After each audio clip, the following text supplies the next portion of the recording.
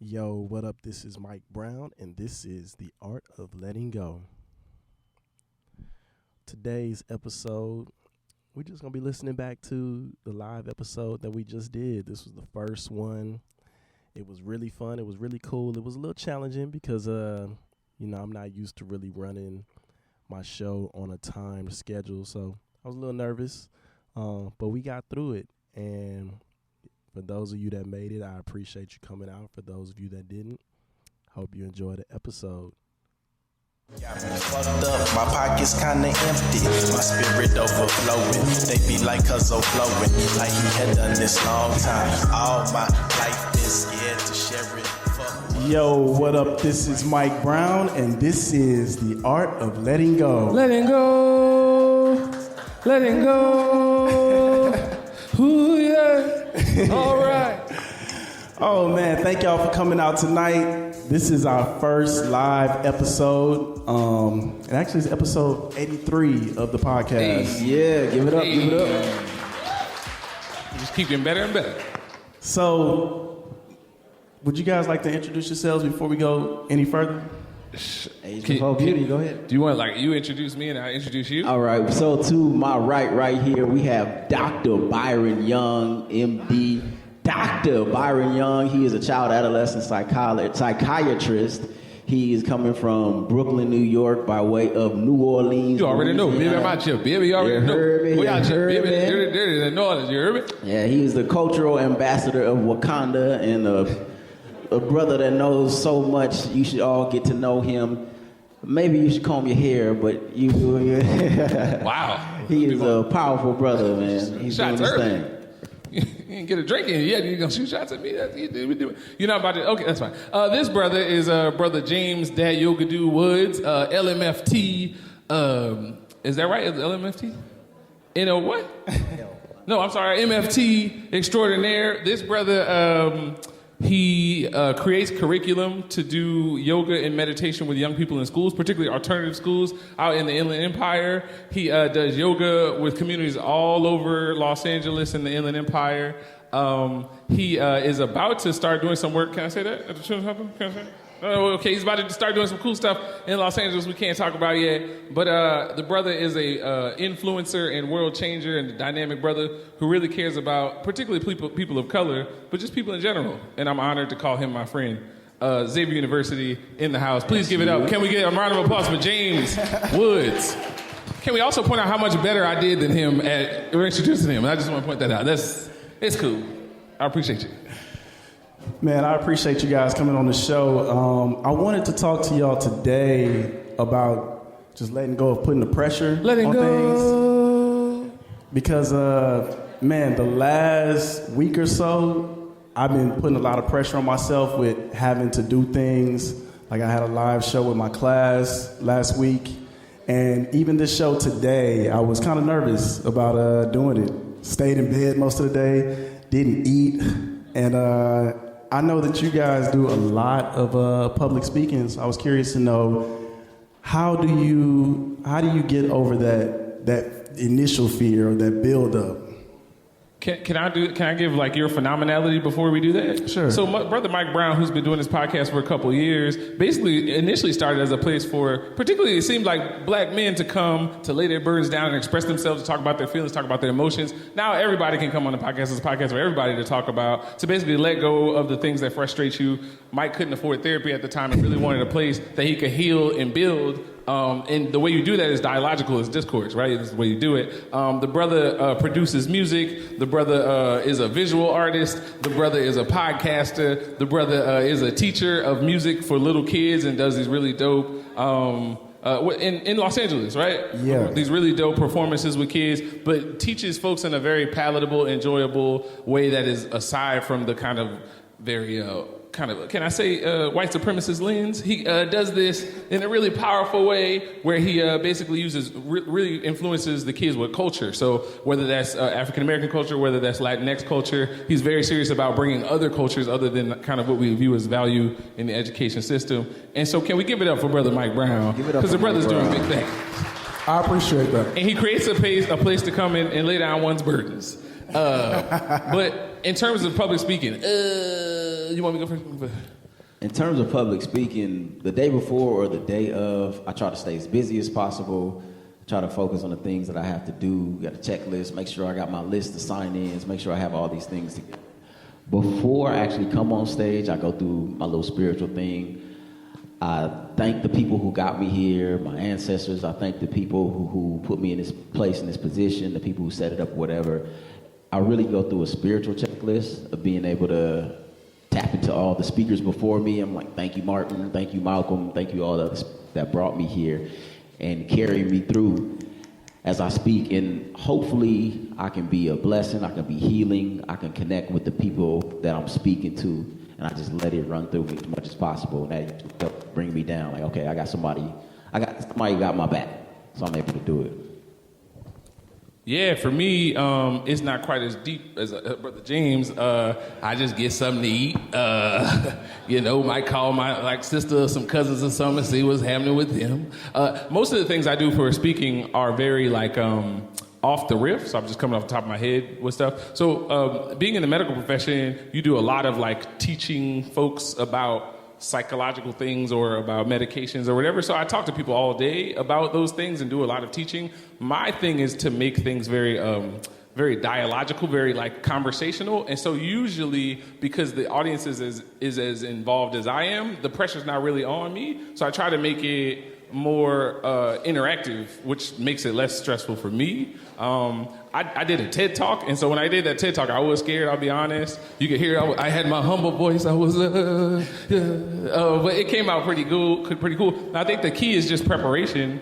So just usually I really do just come off the top of my head, but for that I really did have to prepare. And the more you prepare, the more confident you feel. I think, and we talk about from an emotional health lens, I think about how important it is to have, I talk about this all the time, self-love and self-compassion. And so this notion of being nervous because what people think or whatever, I think is a human thing. But I really do try to work on my self-compassion game very hard. And I think because I do love myself in as best I can, at least in an unconditional way, that even if I come on this stage and bomb, that doesn't make me less valuable, right? That doesn't make me less of a human being. And so having that self-love and self-compassion, doing that work, even outside of coming to talk to folks, really does help me not be so nervous when I come to do stuff like this, for me. That's real. And I think for me, it's not so much worrying about what people have to say or what people think, but as a creative, really seeing myself, putting myself out there and being exposed. And, even with music, it's kind of the same thing for me. So do you approach it as with everything? Because I feel like you guys are creatives, but do you think of yourself as sharing your art or your creativity when you do stuff like that? Yeah, so all the work I do is at the intersection of mental health, social justice, and art. And I feel like, I'm going to talk about this again, when you talk about medical programs or psychoeducational programs or whatever that come into communities, oftentimes they're created in these very ivory tower situations where you create this thing and you this is excellent, let me come force it on the people. But I do believe that when you do this work, you have to connect with the community first. You have to kind of engage the community in a way where they feel like whole human beings. And so I'm very fortunate to come from the community, that the kind of communities I get to work with. So I work in South LA, and South LA is not New Orleans, the West Bank of New Orleans, but it has lots of similarities, particularly folks who face a lot of marginalization. And so I have a deep, deep love for Black and brown people, right? And so when I come to talk about something medical, I love the medical field and I love getting to do that work, but I love my people. And so if I'm gonna give that type of education, I know that I have to come from a place of respect and passion. And I know that medicine hasn't always been very respectful and palatable for those people. And so I think for me, I feel like it's an obligation to come and do it the right way, where I respect and value all the beautiful things of growing up in quote unquote the hood, there's a lot of beautiful stuff, but if you listen to kind of most people in there's no medical professor that's going to tell me anything positive about the hood, really. So I have to come in and infuse that into medical spaces, but also come and bring some respectful, palatable type of psychoeducational stuff into those communities. So the talks I do mostly is one, talking to clinics, but also talking to the community and really trying to bridge the gap, because it's a big gap. And so I think if you love Black and brown people, you got to do it right. And so I'm really serious about that. And because I'm so passionate about that, I think that's why I'm able to do it well. And I'll be quick because I know we got time. Being able to, getting my education, marriage and family therapist, and even going through the whole process of teaching yoga and learning about all that kind of stuff, a whole bunch of stuff just came up from me. As a young black man learning about myself, I didn't know what to do with all that information that was coming up. Oh, mental health, all this kind of stuff. This brother right here was a part of me healing myself, and that making me be able to go out and heal the people that I served in my community as a therapist, as a yoga instructor, and as an instructor. So it was so important for me to have spaces where I can openly talk about myself with my brothers, and especially men who look like me and went through experiences like me. So just being able to have a space to open up and share. Our conversations has helped me, and I know has helped the people that I've worked with. Just to have a space to be like, this is what I'm feeling, this is what I'm going on. I'm confused about this, I don't know what's happening to me. And then going out in the community and noticing there's other brothers going through it. So spaces like this and the Art to Let It Go has been powerful in that. That's powerful, man. Because I definitely feel the same way. Like, you guys definitely gave me the space to be open and vulnerable in who I am, and that's what makes it easier to be able to share that with other people. Can I ask you a question, Mike? Yes. So, as a person who has curated space for people to come and kind of share their histories, their stories, has there been any like explicit examples of something that someone maybe said that really transformed how you do this work or transformed how you appreciate this work? Like, you've done it 83 times, this is the 83rd time. Of these narratives that you get to hear and kind of have people express, anything stands out that really kind of motivated you or really kind of transformed how you do this work, or like really meant a lot in that way? I think for me, when people reach out and let me know how the episodes make them feel, that's what always kind of like makes me really just continue to give my most authentic self, because a lot of times, even like today, just overthinking what the episode is going to be about or how I was going to present it, and then when I say fuck it and just kind of just let it be what it's going to be, those are the ones that touch people the most. Can you say fuck it? Can you say that? Can you say that? You can say fuck it? Fuck it. We showed ID to get in here. We had to show ID to get in here, so we can say it. I appreciate that. I'll say, I feel like, so the notion of, particularly as a black man having a space to come and talk, before this podcast ever happened, we had a brotherhood that I think this podcast kind of is a prime example of something that came out of that brotherhood. But having a spot where you have brothers who could talk about really vulnerable stuff is not a common thing, right? Even in we go to the barbershop. In the barbershop, it's a lot of peacocking. Y'all know what I mean when I say peacocking? It's a lot of like showing your best, most positive self so that people think you're cool. It's a lot of I got that. I got this going on. Right. I got, look at my lady or whatever. And so it's a really valuable thing to be able to have this brotherhood where you can be vulnerable and talk about shit. Sometimes I'm 100, but sometimes I'm a 22. And either way, I know y'all gonna love me in a really positive way and motivate me. And y'all gonna call me out. Y'all gonna hold me accountable. Yeah, you know what I'm saying? And so I feel like this podcast is an extension of that brotherhood, which I appreciate. It's cool that we get to share that with the world in a way that's really impactful. I think that's dope. And Mike, you said authenticity, and authenticity is huge. And being able to be authentic and the safety of this podcast, because this is going out to the world, but it still feels safe just talking to you and talking to Byron and talking to y'all on stage. So I feel comfortable with being authentic. I can say what I need to say. And when I say what I need to say, I'm being my whole 100% self. And that's healing for me. Like, I'm all about healing and all about having that space. The more I'm healed, the more I can be in healing relationships, as we were talking about earlier, and the more that I can develop and the people around me develop. So authenticity through this podcast and just through our conversations has been huge for me. That's what's up, man. This was one of the goals for me to be able to do a live show. And I'm curious to know, because, passion has been on my mind a lot, and purpose. And I'm curious to know if you guys feel like you found your purpose at this point in your life.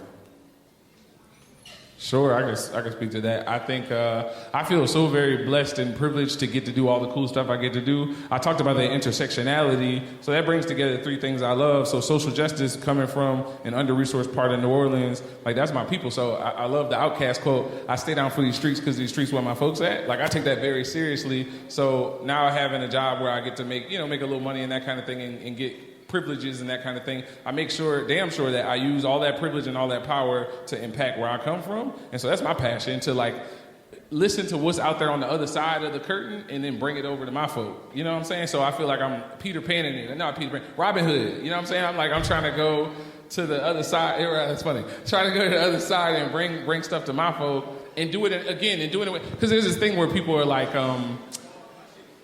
there's only one way to be valuable. Like if you don't wear a suit and you, if you sag your pants, somehow you can't be smart. Like those types of things are like narratives I'm trying to change, man. I think it's really important to like change the narrative and make sure that it's a broad swath of people that can feel like fully valuable human beings. And so for me, that's my passion. And I'm really blessed to get to do it.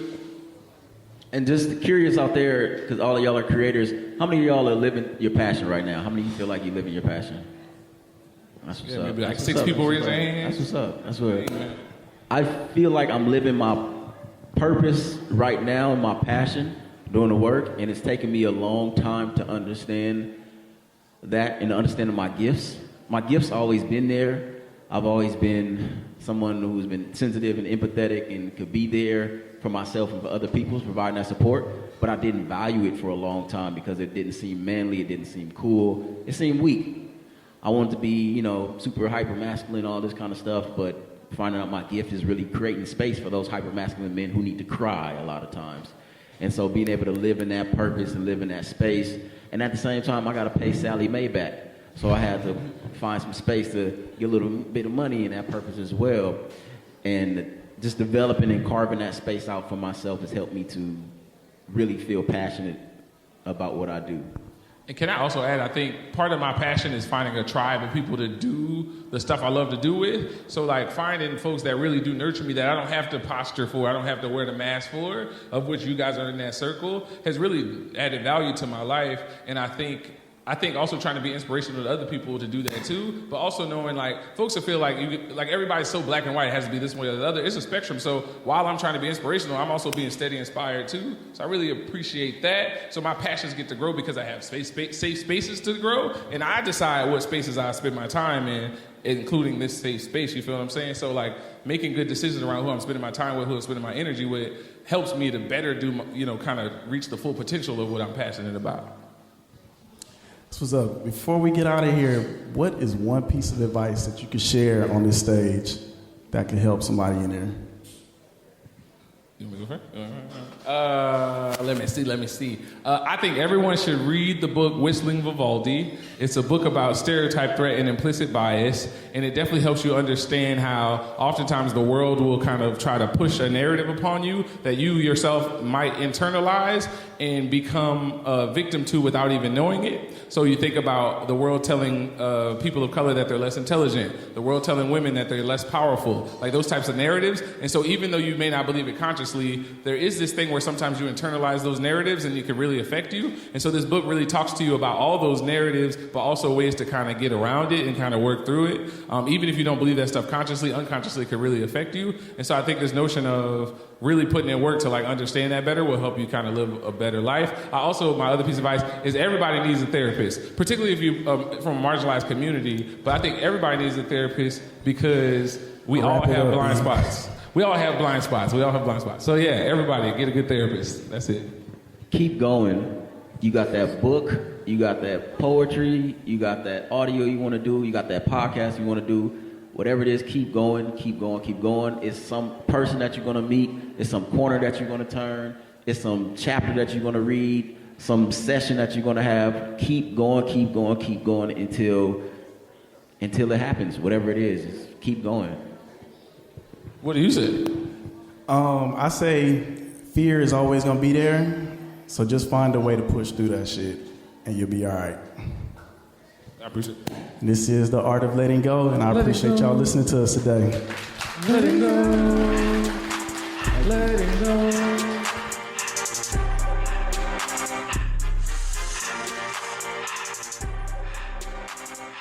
Thank you for tuning into this week's episode of The Art of Letting Go. If you like what you heard, please be sure to subscribe to us wherever you listen to this podcast and leave a comment. Let us know what you think. Let other people know what you think as well. If you want to get in touch with us, hit us up on all social media at The Art of Letting Go Podcast. Also, you can send me an email, theartoflettinggopodcast@gmail.com, or give us a call. Leave a message. We might play it on the show. 213-394-2773. Also, if you would like to support The Art of Letting Go, we got some really cool merch on bonanza.com, as well as we're now on Patreon. You can find us, The Art of Letting Go Podcast. Subscribe to us. Thank you guys for listening. This is Mike Brown, and this is The Art of Letting Go.